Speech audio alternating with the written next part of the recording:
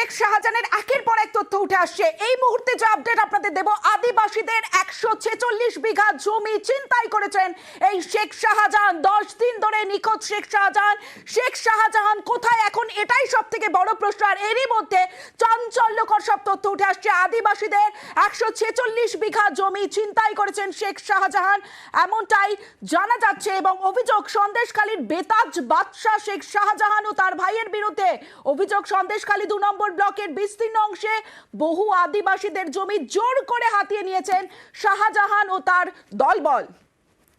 শেখ শাহজাহানের ভাই জোর করে দখল করেছে। প্রতিবাদ করতে যে সেখানে দেখা যাচ্ছে সমস্ত গুন্ডা বাহিনী বিভিন্নভাবে আক্রান্ত করছে, আমরা সেখানে পাশে দাঁড়াতে পারছি না। জমির ধারে যেতে গেলেও হুমকি দিচ্ছে, বাড়িতে এসে হুমকি দিচ্ছে, তুলে নিয়ে যাওয়া জন্য লোকও পাঠিয়েছে, মারধরও করেছে। থানায় গেলে থানার পুলিশ বড়বাবু মেজবাবু বলবে, এই তোরা কিসের জন্য এসেছিস, চলে যা শাহজাহানের কাছে, চলে যা সিরাজের কাছে।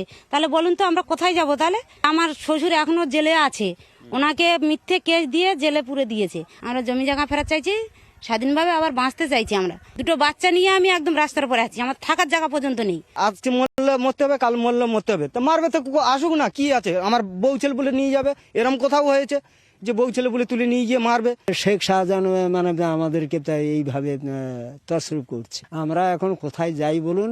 এই জমি ছাড়া আমাদের তো আর কোনো অস্তিত্ব নেই।